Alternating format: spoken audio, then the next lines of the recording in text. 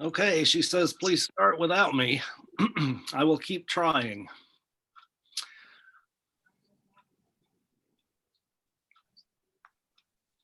So I guess we will.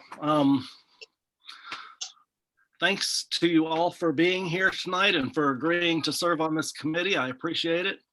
The first order of business is introductions, because a lot of us don't know each other.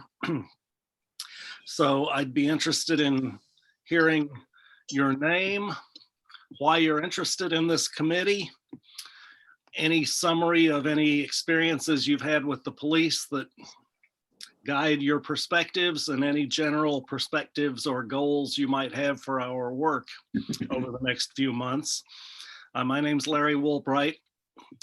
I'm here because I'm the mayor, and the governor's executive order specifies that the chief executive of every municipality has to be a member of this committee.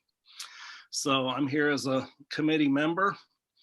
I don't think I have any noteworthy experiences with the police other than arguing with Chief Bush from time to time about one thing or another.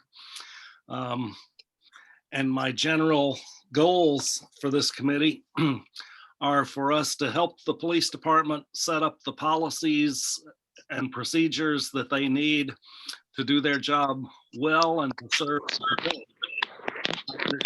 From discussions with Chief Bush that we have very few written policies on anything at this time. And one of our primary recommendations as a committee, I would think, might be a list of what policies we think the police department should have and what procedural methods they should have, and whether we can help with that or whether we can just review what the chief brings back to us. I'm not sure. I think we're all just sort of playing this by ear. So, Susanna, you want to go next? Yeah, happy to. I'm Susanna Amite.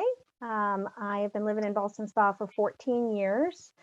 So I feel very strongly about this community, and I'm happy to have a way, to contribute and to do something that I think is going to be meaningful. I have two children that are in the middle school, two girls, sort of ancillary, but I am part of a mixed race family, and that is sort of part of this issue. So, I'm happy to represent that perspective. And I feel like, there has been a lot of division across the country between police and others, and in every community. And I hope that we can find ways here in Ballston Spa to overcome some of those issues, and come to a place where the community can come together and collaborate and come to some sort of understanding and support for each other going forward. Great, thank you very much. And I see that Lori has joined us. Lori, we're glad you were able to work it out. We're just— Oh, sorry. That's okay. We're just starting the meeting by going around and introducing ourselves and talking about why we're interested in the committee and what experiences we might have had with police and what our perspectives and goals are for the work of this committee. So I went, and then Susanna went. Would you like to go next? Myself? Yeah. Sure. So I'm just a member of the community. I'm on the library board for my daily work. I'm assistant to the academic library director at Skidmore College. I'm a pretty active community member. I was asked if I'd like to participate on the committee, and I think it's just a very worthy cause for our community. Of course, I'm interested, obviously, in the police agency, the community members, and just optimal everything for everyone, all parties involved. And I think it's just a really good conversation to have, and I feel honored to participate and to serve. Great, thank you. Kelly, you want to go next? Unmute yourself. I hear you.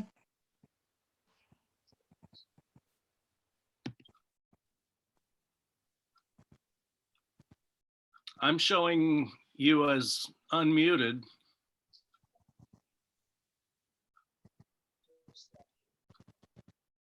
Nothing.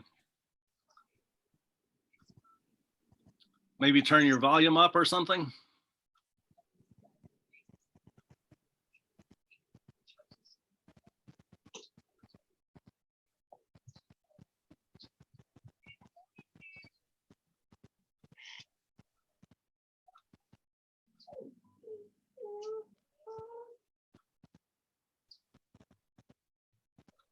while you're working on that, maybe we'll go on. Ray, you want to go? Sure.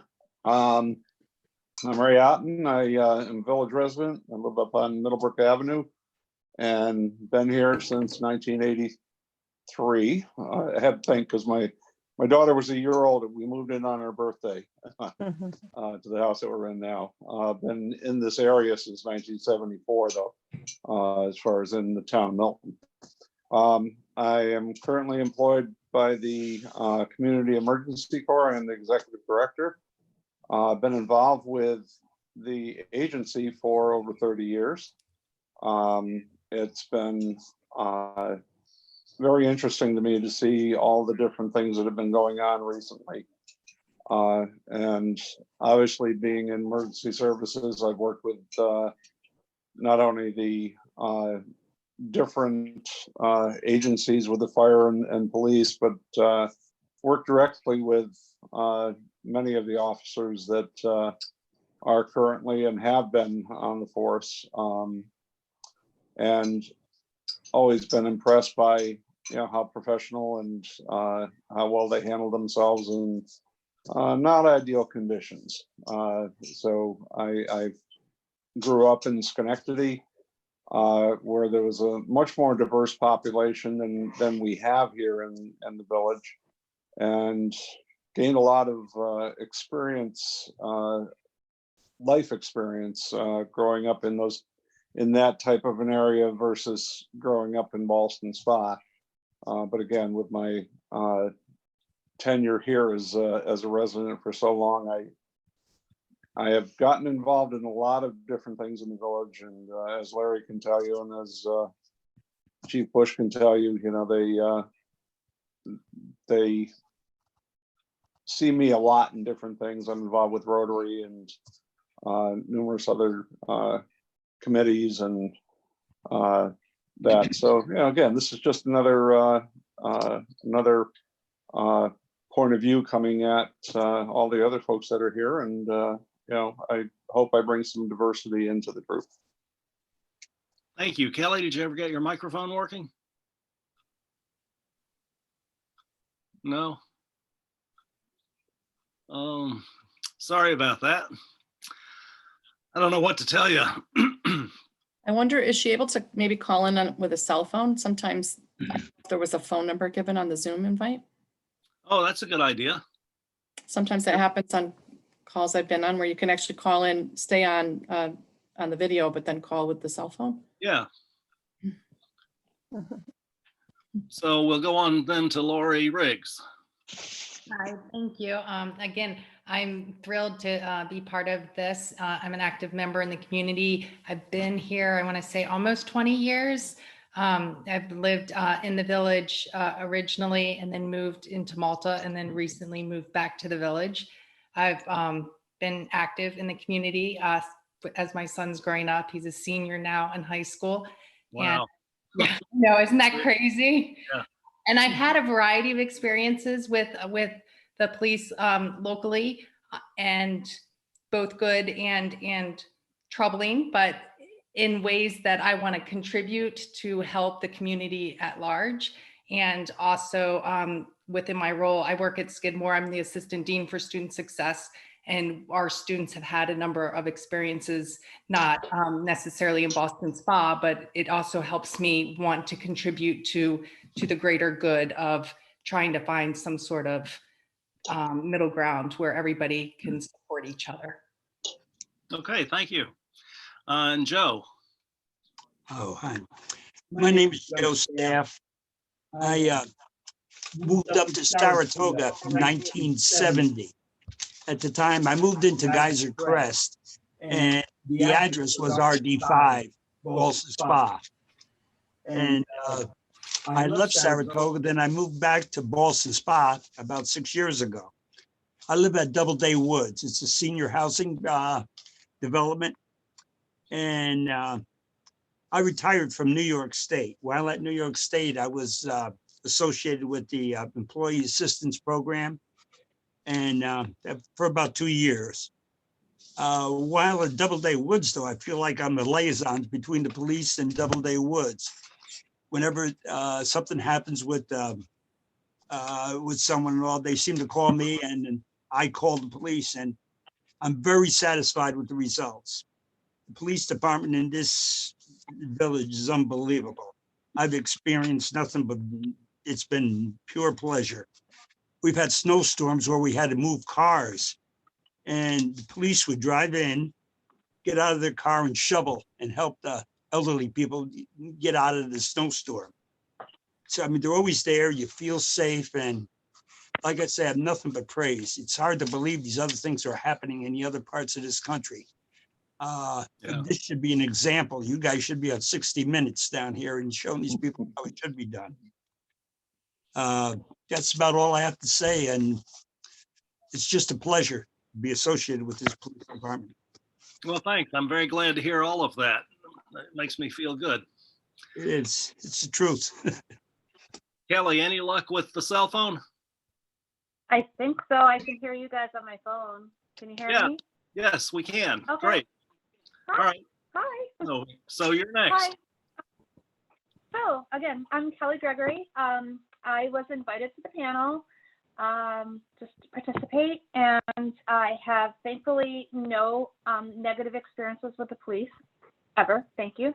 I moved to Ballston Spa about 25 years ago, and have a husband and 2 children, one in high school, one in middle school. We have a mixed race family, and I am a nurse in a different school district. So I definitely, oh goodness, sirens. Sirens are going off. I'm talking, they're muting me. So I'll stop talking now. All right. So that's everybody except for the chief. I saved him for last, and I need to mute either you or Joe because we get feedback. So I've had you muted while he was talking, and I'll unmute you now and mute him.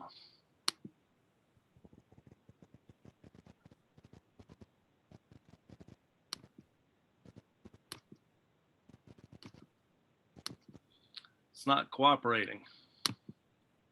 Maybe you're muted on your end. How's that? Yeah. Okay. You're on. Hi, I'm Dave Bush, and I am your chief of police. You want to try to mute Joe? I did. Okay. In February, I'll have been part of this community for 60 years. I was born right here in the village. Been here all my life. I've been a police officer for 32 years, chief of police here in the village for the last 4. And I'm pretty much in the same boat as the mayor. I've been ordered by the governor and his executive order to participate in these committee meetings. Okay. And you're the resident expert on many of the things we're going to be talking about, so we couldn't really do it without you, I don't think. So now that we've all met each other, I just want to raise one other issue, and that is Chief Bush obviously has at least the appearance of a conflict of interest in his role as police chief. I also have the possible appearance of a conflict of interest in my role as mayor. So I don't really think either one of us should be running this show. I went ahead and organized the first meeting just because somebody had to do it, but I would really like it if somebody else would agree to act as committee chair and somebody else would agree to act as secretary or recording person or whatever we call that, because we need to keep notes, I think, in order to put together the report at the end. And I really don't think the chief or I should do either one of those things, although I'm happy to continue to run tonight's meeting. Do we have any volunteers for either of those roles, or anybody who wants to throw anybody else in?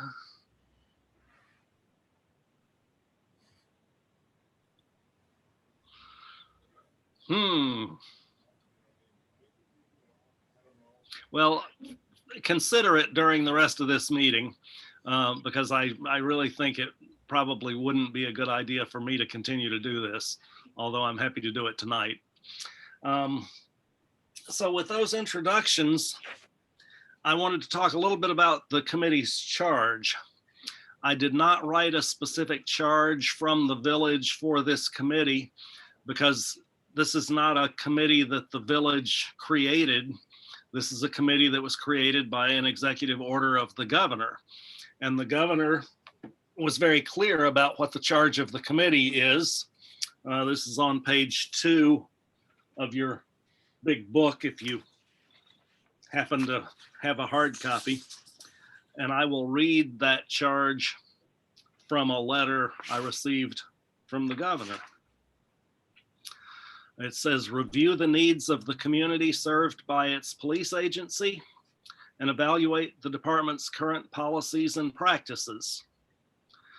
Establish policies that allow police to effectively and safely perform their duties. Involve the entire community in the discussion. And that's something we'll have to talk about later, is how we're going to have public input sessions.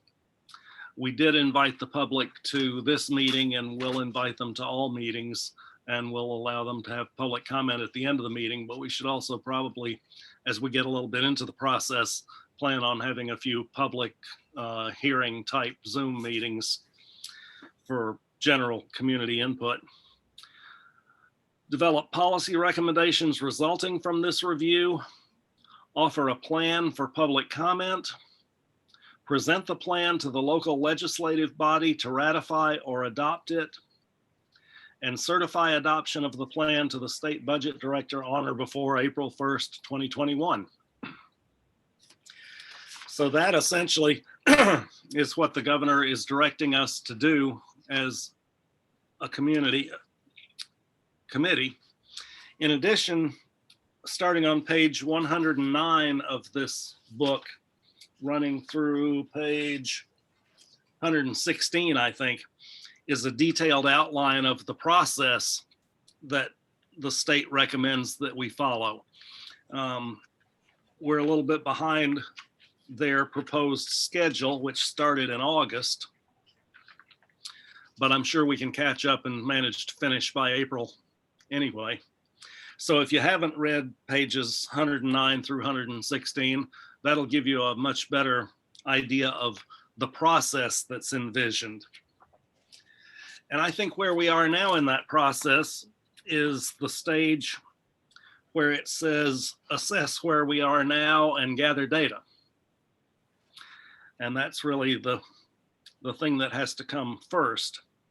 So I thought maybe tonight we could go through the section of this book on the functions of the police, which starts on page 9 and runs through page 19. And maybe we can just look at it section by section and discuss the thoughts that people have on how these things relate to our police department in the village of Ballston Spa. The first section there is purely introduction.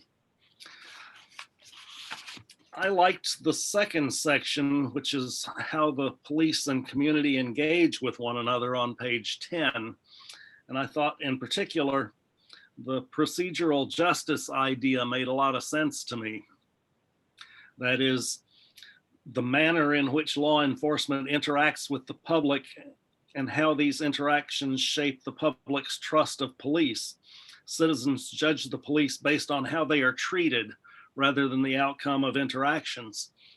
So it seemed to me, just as a casual thought reading this, that maybe one of the policies that we would want to recommend be created or talk about further as a committee is a policy on how law enforcement interacts with the public,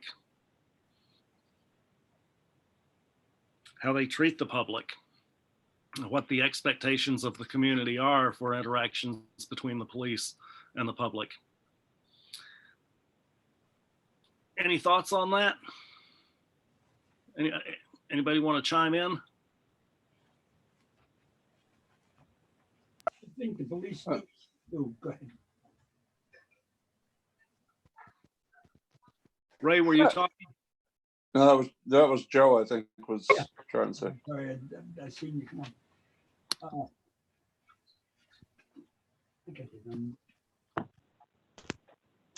I think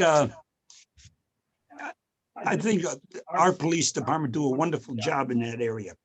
How they treat the public. I mean, they're available, they're courteous, and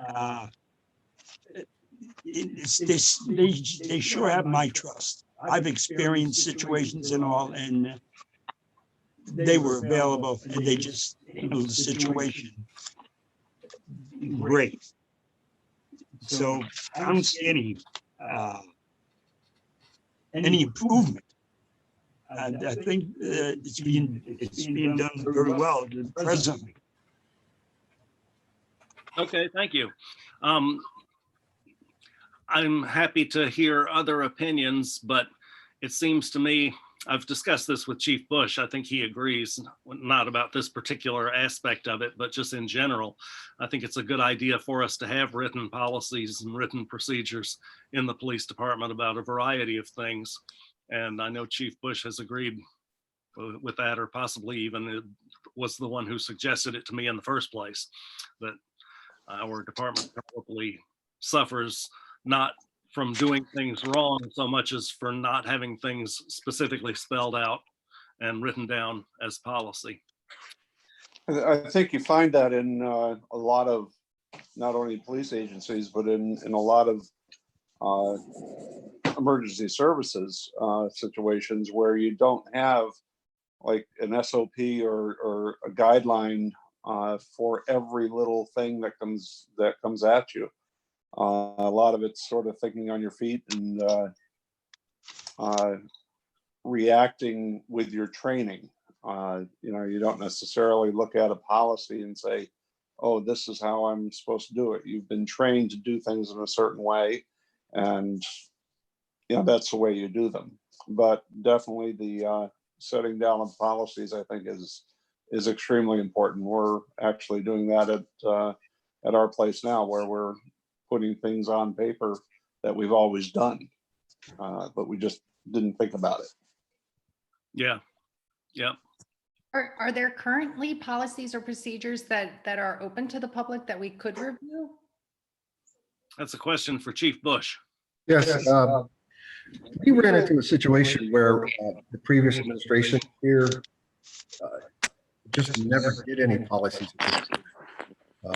I have started to compile procedures, policies, mostly borrow from other agencies to kind of get an idea of how their policies, procedures work. We definitely need policies and procedures. There's absolutely no doubt about it. We have to have them. It's a protection for the public. It's a protection for the officers. And so that is something that the mayor and I have discussed since he came aboard. One of our aspects have been time. It's very time consuming. So we are getting there. We are making headway. I do have some policies that are available for review, such a case of the use of force policy. We have a domestic violence policy. We have a mental health crisis policy. We have a pursuit policy. There's a couple other smaller ones that are ready to go, but yeah, absolutely. We have stuff that you can absolutely look at. And one of the things that the state has come out with is a model policy on the use of force or the use of deadly force.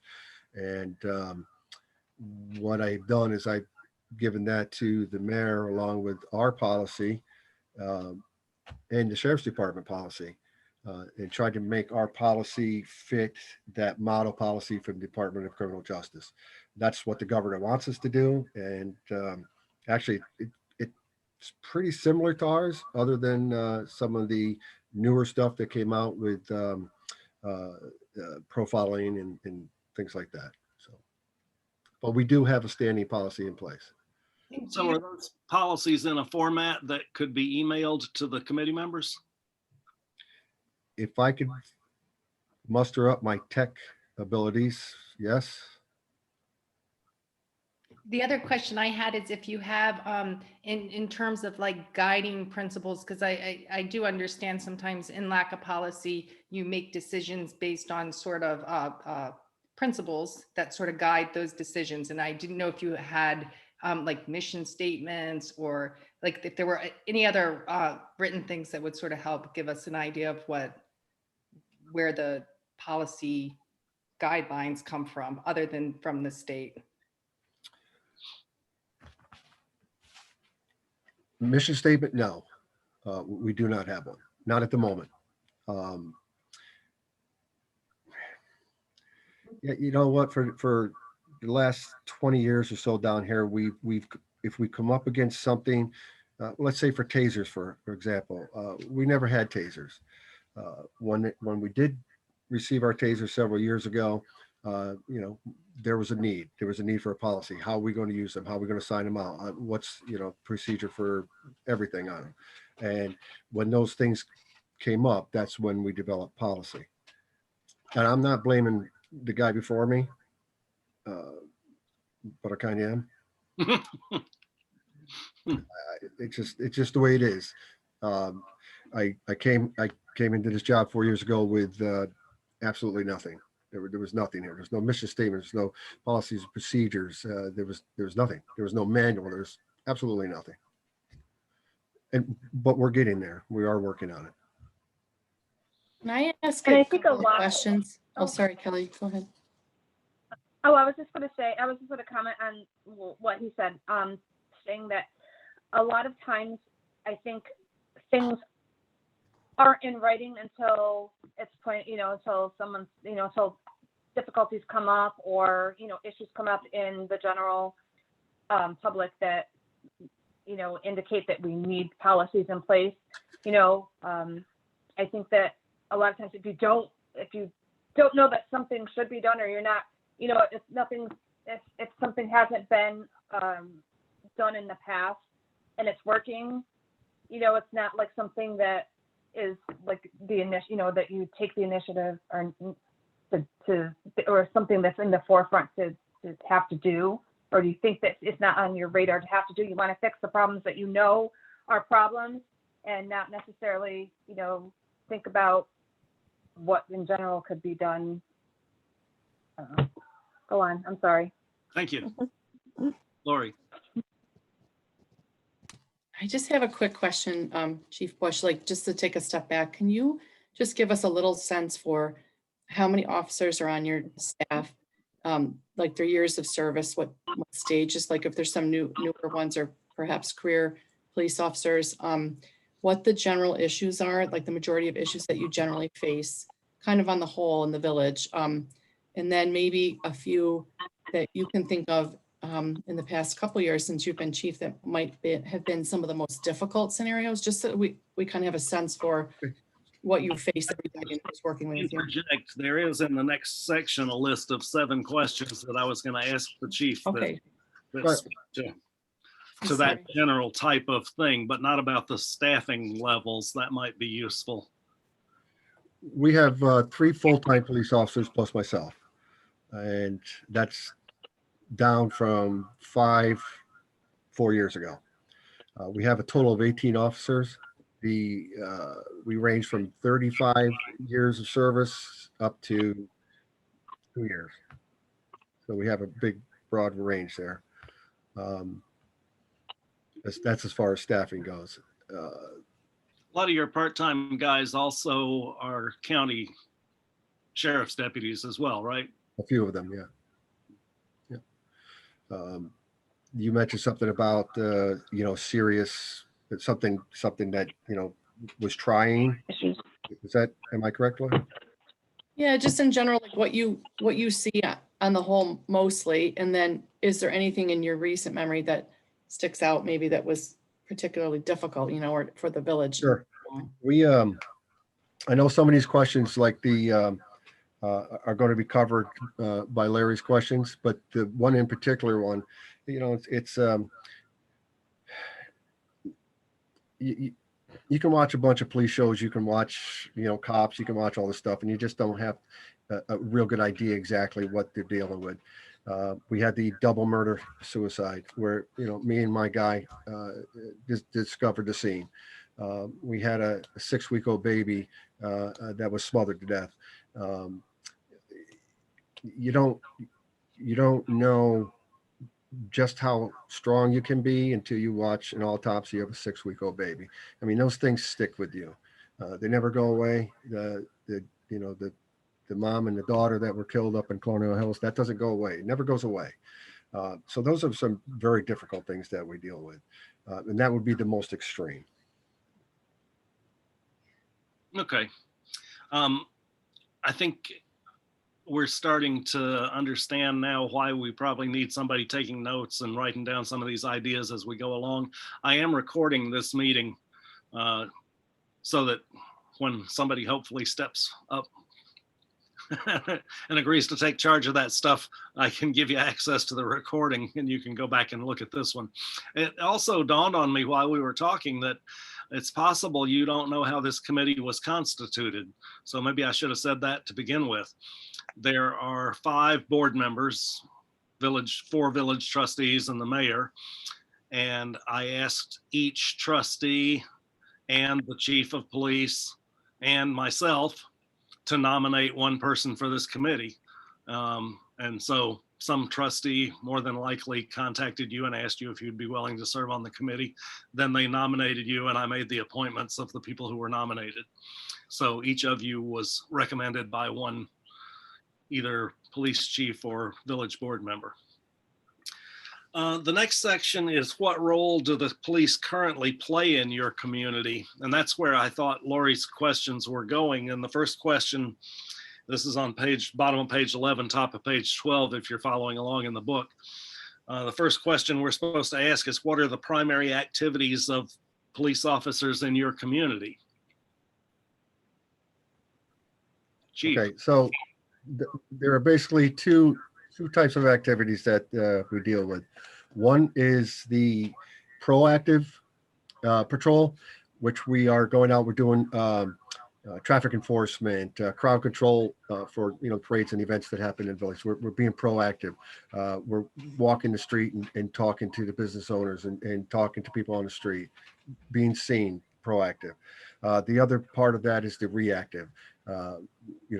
When we get a call over 911, we're reacting to something that's happening or has already happened, a motor vehicle accident, an unattended death, or a domestic, and things of those nature. So we have a proactive and reactive patrol. That's basically covers the whole, everything right there. How would you guess that your staff's time is split between those two things? Reactive, Primarily? primarily. Any other follow-up questions? Yeah, how many police officers are on duty at any one time? We try to have no less than 2. Okay. And typically then it is 2. It is 2. It's 2. We sometimes run with 1, but we don't like that at all. and they're not together. They're in their own They're in vehicle. separate cars, yes. Okay. Mhm. Why do people call 911? Well, there's a wide range of why people call 911. We've had 911 calls for people who had a flat tire, but the majority of our 911 calls are domestic related and motor vehicle accidents. They would be at the top. How many domestic calls do you get in a given month? Well, just on a day shift today, we had 2. So if that's any indication, probably, I mean, I don't have those figures in front of me, but I would say 20, 25 domestics a month. Okay, so there. 1 a day. Yeah, it's up there. And how about traffic accidents? Depends on, well, it depends on a lot of factors, but I mean, we could go through days or weeks where we're having 10 or 12, and we'll go through a week where we have none. So. Okay. Any other follow-up questions? Excuse me, I just got a response to the 911 calls. Can you hear him? Oh, I got on mute. Go ahead. I just want to give it. What's going on? There you go. Okay, can you hear me now? Yes. Okay. I'm at Doubleday Woods and there's a lot of seniors there. Some of the seniors have some problems. One weekend, a lady called 911 because her toilet was plugged. It raised a little havoc in the place, but there was nobody available to help her, so she called 911. These are, I don't know whether this is a common practice, but it did happen. All right.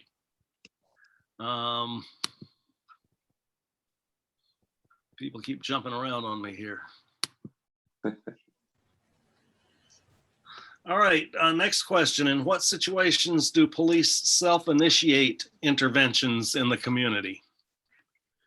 Well, more often than not with that question, it's going to be with traffic enforcement.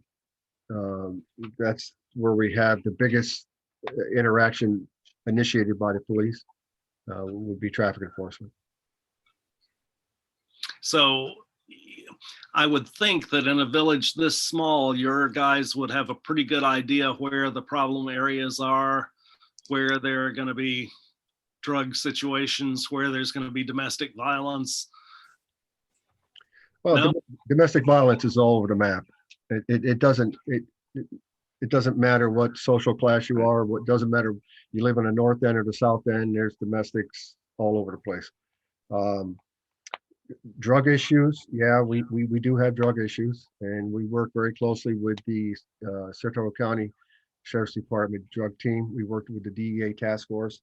We've had some very good arrests.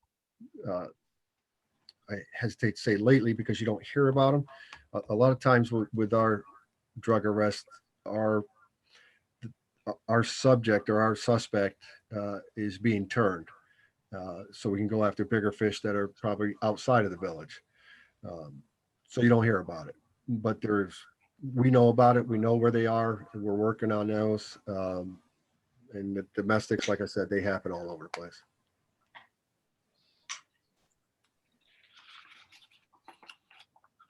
Do you have any records of numbers of arrests or numbers of stops or any of that just might be helpful for us to get the bigger picture?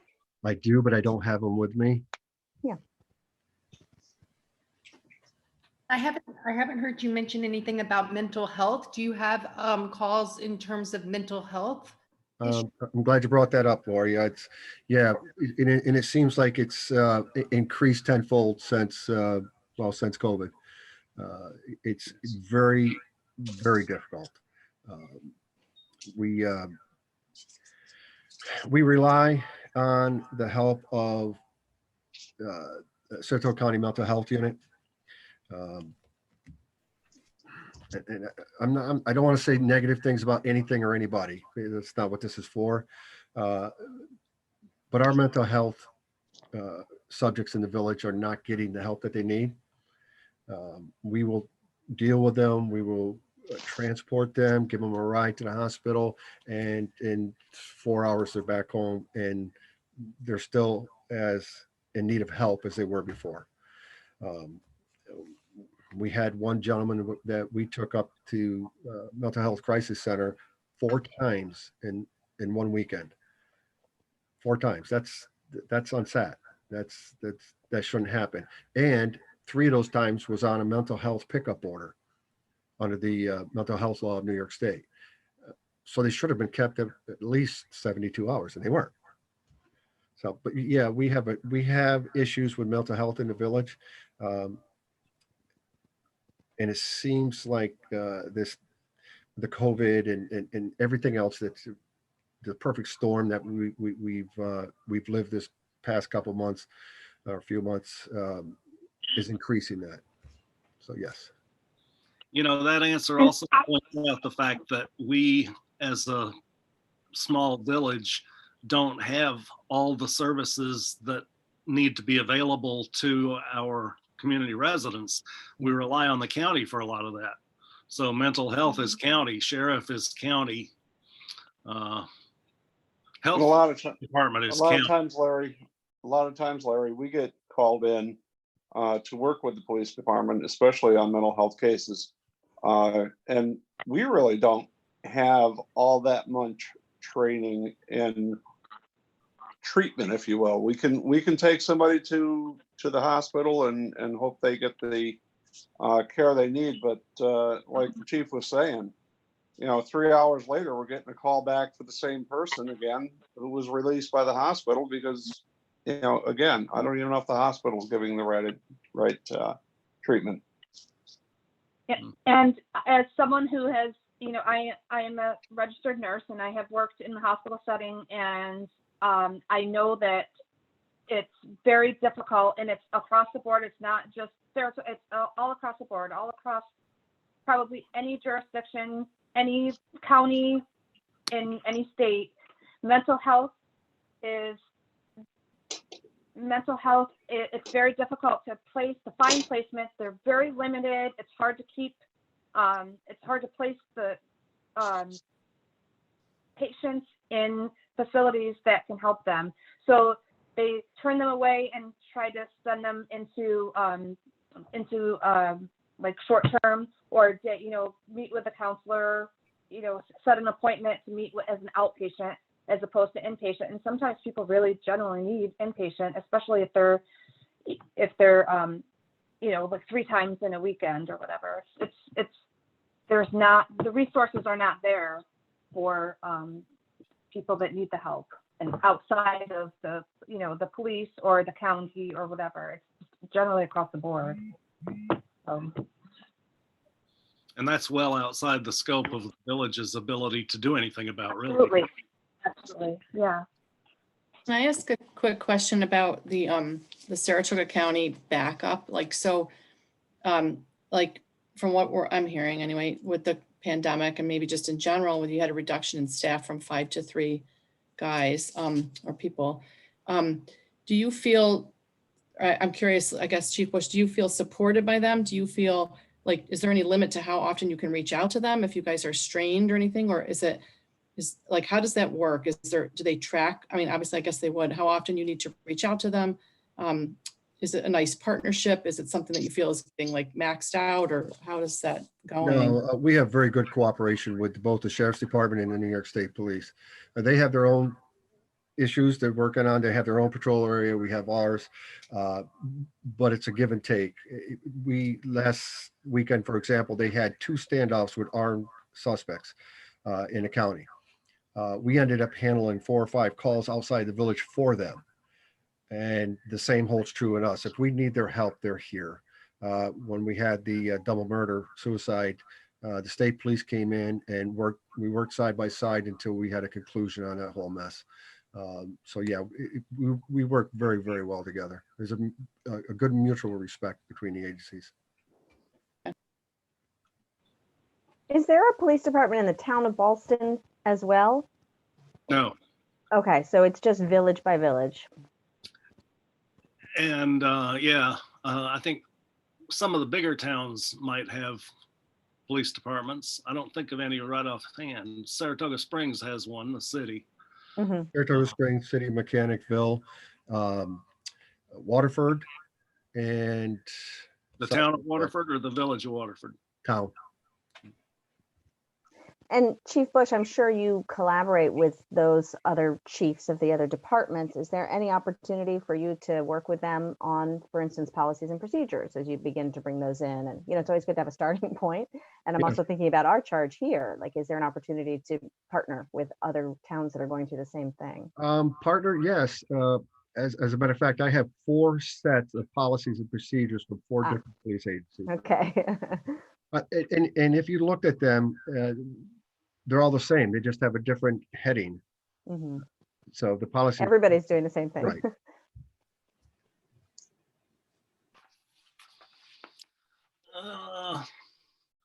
How often are complaints made about the police?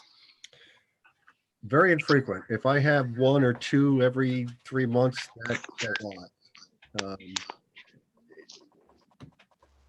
I've been very fortunate not to receive complaints. And again, I mean, I expect my officers to treat the public the way that they want to be treated. And I expect it in my station house, and I expect it on the street. So as a result of that, I don't receive complaints about my officers, maybe 1 or 2 every 3 or 4 months, if that. Is there a common theme to the ones that you do hear? Absolutely. Would you like to know? What is it? Yeah. It's and it goes, this is the answer to number 4. Oh. That the officer was being mean or rude. Okay.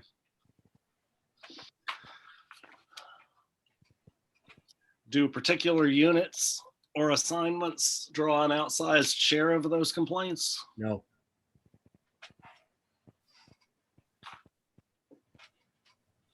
Do complaints tend to come from a particular portion or portions of the community? Nope. No. And you already answered what conduct is typically complained about.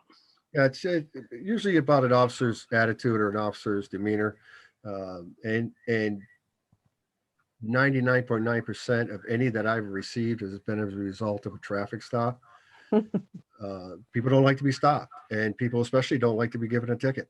It doesn't matter who the person is giving it to them. They don't like it. I get it. I mean, but if you're doing a traffic infraction and you get stopped, well, you have a chance of getting a ticket. And that's usually, no, that is all the complaints I've ever had about my officers was on traffic stops. Okay. Can I just interject momentarily? I've only had one interaction with the police. It was a traffic stop. I was totally at fault, but the guy was horrible. I mean, nasty, intimidating, scary, mean, all those things. And I mean, I would never file a complaint, but I left there so shaken up. I did not get a ticket. But I mean, there could be something to that every now and then. I mean, sure, maybe he had a really bad day. I don't know, but and you know, I was definitely at fault. There's no question. But Village police? In the village? in the village, yeah, Well, that's unfortunate. yeah, it Really? was. It wasn't you, no. How unlikely. All right, so that's the end of those questions. Any other follow-up before we move on to the next section? I just have a question to throw out to folks. What, you know, you mentioned that you, Susanna, you mentioned that you had a negative experience with one of the officers. How does the public feel they should be treated when they are breaking a law? Whether it's a traffic infraction or, you know, creating a disturbance, you know, whatever it may be. What do you folks feel is the right way for the officers to treat people? Civilly and courteously. With respect. With professionalism, yeah. Exactly. I agree, Susan. That's good. Great answers. And again, I mean, I can't fix a problem if I don't know it exists. Right. And we need, you know, and I would encourage anybody to call me if they think that somebody's acting inappropriate, especially wearing my uniform. Mhm. All right, the next section, starting in the middle of page 12, is should you deploy social service personnel instead of or in addition to police officers in situations? And that section talks about much bigger cities than us spending a lot more resources than we have available to us to do things that, in my opinion, we probably can't even dream of doing. So I'm not sure if anybody wants to say anything about those. I think it's important to remember that this booklet, this collaboration here, is the same booklet that's distributed to New York City, Albany Police Department, Rochester. Every single police department in this state has the same exact book, which we're going to find things in here that apply to larger departments that don't apply to us, and maybe something in here that applies to us, but not larger departments. Yeah, my gut feeling is that there's no way we're gonna hire mental health professionals and all these other things that they're talking about doing in here. Denver may be able to do it. Eugene, Oregon may be able to do it. But it's not realistic for us. There's where we have to rely on our partnerships with the county, because it's the county that has the resources and the personnel to deal with those sorts of issues. Have we, Absolutely. I know that there was mention that the mental health, Saratoga County Mental Health Unit may not always respond in the way that perhaps we would want. Are there other partnerships with organizations? Like I know there's Wellsprings. I know there's other organizations that aren't necessarily in Ballston Spa, but that maybe we could form different partnerships with. We do have partnerships with Wellsprings, and we have partnership with Captain. We have every resource that's available to any other county agency. We have that same resource. Wellsprings is great when dealing with domestic violence victims. And, you know, I'm not picking on Saratoga County Mental Health, but they don't come out of their building. We have to deal with these folks on the street. And our main goal when dealing with the mental health folks is to make sure that, number one, they don't get hurt. And number two, they don't hurt anybody else. So keeping people from getting hurt is our main focus. Sometimes that doesn't always look exactly the way somebody standing on a street corner watching this thinks it ought to go. But if we have to restrain somebody from hurting themselves, that's what we're going to do, and until they can get the help, and hopefully they do get the help. Absolutely. So safety is the main focus of your interventions with mental health. Exactly.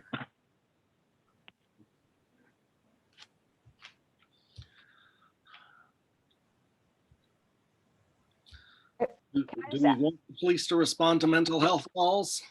These may be rhetorical questions. I'm not sure we have a whole lot of choice. What was the question? Do we want the police to respond to mental health calls? I'm afraid so. Do we want the police to respond to substance abuse / overdose calls? Yeah, I mean, who else is going to, it's not like we can call somebody else and say, hey, can you come and investigate, help this person that is maybe overdosing. We call 911, but the police are involved. So many times in those types of cases, I'm sorry, Kelly, many times in those types of cases where they're moments before Ray's crew is, all of our officers carry Narcan, been trained in the use of such. We've had reversals. It works. But you need to get to them quickly. And I think that's the key, that having police respond to, drug overdoses, for example. If we can get that Narcan administered and have the ambulance crew pulling up at the time, then that's one less thing that they have to do to bring the person, back around, and they can just start treating them the way that need to be treated. Absolutely. Do we So, want the in police, answer to that question, yes, I believe police should be involved. do we want the police to respond to calls regarding homeless people? Yes. How often do you deal with that? 2, 3, 4 times every 2 weeks. We have a homeless population. It's not huge, but the problem with that is it's getting colder, and these folks, we need to be able to respond to them and to use the resources available to us to get them someplace warm. So yeah. What resources are? And unfortunately, there are not a lot of places that are available, especially as we move toward the winter months. So it's good to have resources to help. Yeah. Well, Joe just asked what kind of resources we have. We have a very good working relationship with the social services. We can call them up any time of day or night and get emergency housing when needed. We've done that several times in the last month. We can utilize Code Blue. We utilize the shelters of Saratoga. Okay. The next section is entitled, "Can your community reduce violence more effectively by redeploying resources from policing to other programs?"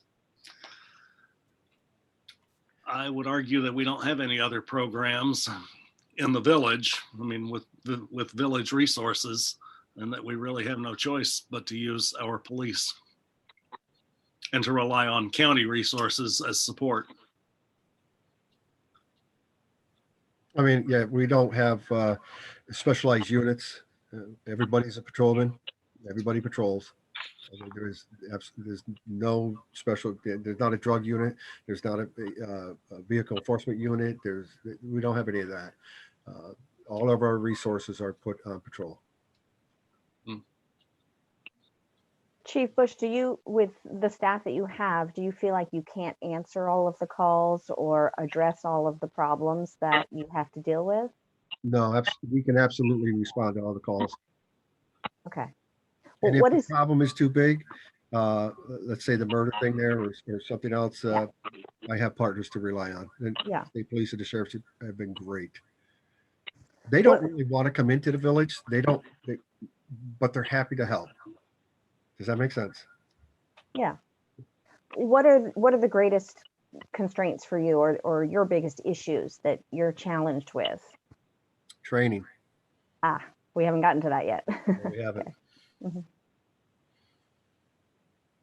This is probably stretching it, but one of the things that's hitting me when we're looking through some of this is that obviously you all have to, in the police force, you all have to wear many hats, and there's, especially with COVID, it sounds like everything's being strained to the max. And I wonder about social service messaging or social media as a tool to promote things like shelters, social services, public services out to the community, because sometimes I think what happens is people don't know where to go and they have crisis and then they call the police. It's true of a lot of things. I think if they saw some kind of informational tidbit on, the shelters of Saratoga, it might be the one thing that hit them that day. All of a sudden they're in a crisis and they think of it, or whatever it is. Maybe, and I don't know, it can get touchy, I guess, if it was a volunteer, but maybe there's someone in the community that might be willing to work on some of these important resources or promoting them to the community in Ballston Spa as a measure to kind of just get it out there, get the word out there. So it's less, eventually maybe it will alleviate some of the demand that comes your way, potentially. I don't know, it's just a thought. Yeah, a lot of those calls, especially the homeless and things like that, those are reactive calls. We're being informed by the public. Somebody's calling 911 saying, "Hey, there's a homeless guy sleeping in the hallway of my apartment building." We're bound to go there. We have to go there, and we have to do our job once we get there. So I agree with what you're saying. If it maybe everybody else in the community had an idea of who to call. I mean, are they going to take that extra step? Oh, sorry. Go ahead. I'm sorry. Are they going to take that extra step? It's easier to call the police and let the police handle it so people don't have to deal with it. But I like the idea that we might have a section on our website, for example, highlighting these additional resources that are available, or put out periodic Facebook posts on that kind of stuff. We're currently rethinking both our Facebook and our website. So those would be ideas that I think would go well with those initiatives.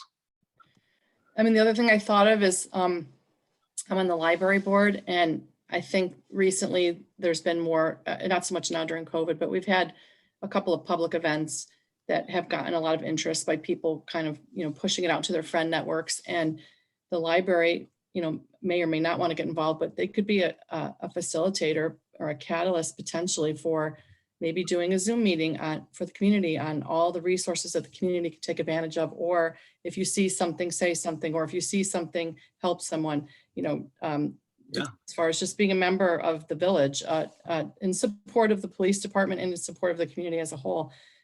Maybe just a resource night for what we're experiencing that are strains on the village and our policing. Oh, that's a great idea. Yeah, I like it. ready to move along to the 911 call centers section? So currently, maybe you should just walk us through this, Chief. Currently, the county does our 911, right? That's correct. We How does no that work? longer have dispatchers, and we handed over all those duties to the Saratoga County Sheriff's Dispatch Center. So we don't have a lot of say in how they do their job. As a matter of fact, we have no say in how they do their job. They get a call, they give it to us. Do they give it to fire departments or emergency Across the board. services, or just all to you? No, they dispatch fire, they dispatch ambulance, they dispatch police.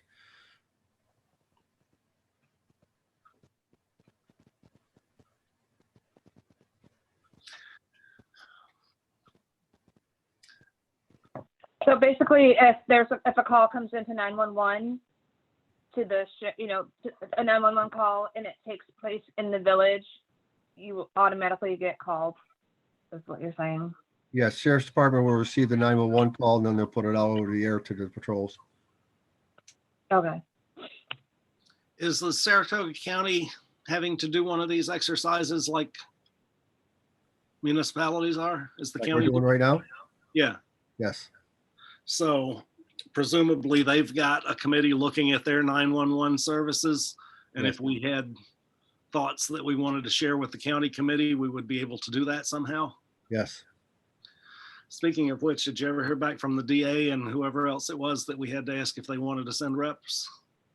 No, I like I said, I let them know when, where, and how, and if they wanted to join us to let me know, and I didn't hear anything from them, which is not We didn't unusual. really. Yeah. Okay.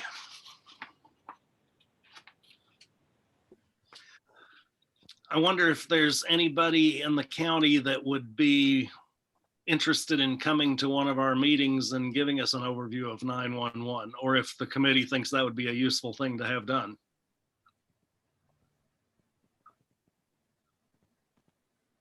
Hearing no opinions. Well, I that might be, I that think might it be would something be. that Steve Gordon might be able to do. I feel like the more we know, the more we can create a big picture of what's going well and how the community is served and where the weaknesses might be, or how we can, maybe think a little more wisely about helping, or so I think it's worth it. Ray, do you know, it was Steve Gordon, you said? Yeah, Steve Gordon is the supervisor for the 911 center. He's communications director, and I might be able to get a hold of him and see if he would be willing to sit in one time. Yeah, that'd be helpful, or one of his staff members if he thinks that's more appropriate. Yeah. All right, I'll talk to him. thanks. And I don't think the last section on law enforcement in schools really pertains to us, because the sheriff's department does that too. We don't have anybody in schools, right, Dave? No, we do stop at the schools and get out and walk around, especially Malta Avenue and St. Mary's. It's good for the officers. It's good for the kids. I used to teach the DARE program when we had it. It's a good idea that the kids get used to seeing a police officer so that they're not frightened, so that they know that's somebody that they can approach and talk to. So we do go into the schools, but we're not assigned to the school. Okay. But we have resource officers in the schools, right? You do. Where do From they? the sheriff. That's from the county? Yeah. Okay. And that's the end of the section that we were going to go through tonight. Are there any last thoughts or other ideas that anybody wants to share before we talk about next meeting? Okay. I did put together, and I think I sent out an overview schedule. So our next meeting is 2 weeks from tonight, November 18th at 7 o'clock. And the agenda, which can easily be expanded upon by whoever's doing that, is to conclude any follow-up we need to do on tonight's stuff about police functions, any resources that we need or information that we need. I've got a list here that we're going to try to get you the existing policies over email, and we're going to try to get you some compiled stats on types of calls on email. That's what I've got down for follow-up from this meeting. So any discussion we need to have of those next time. And then the very short section on resources needed by the police, I thought I would try to send out a copy of the police department's budget, which I think you'll find is pretty bare bones, mainly just personnel. But it would give you an idea of what we're dealing with in terms of budgetary constraints.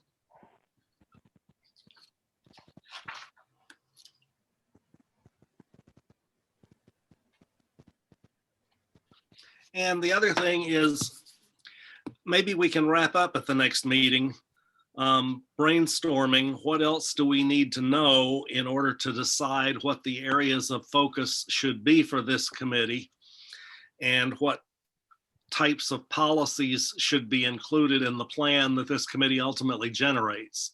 So based on tonight's discussion of the roles and functions of the police, maybe we can think up what more we want to see, what more we want to know, what more we need to discuss in order to focus our work and get started on the planning for the final report.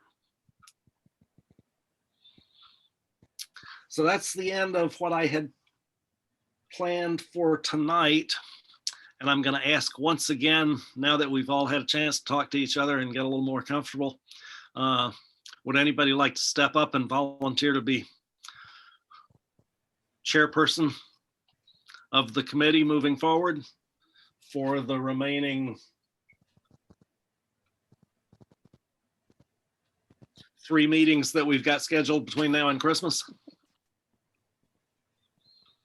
Or would anybody step up and agree to be a recorder I'll be function? recorder. I would be happy to do that.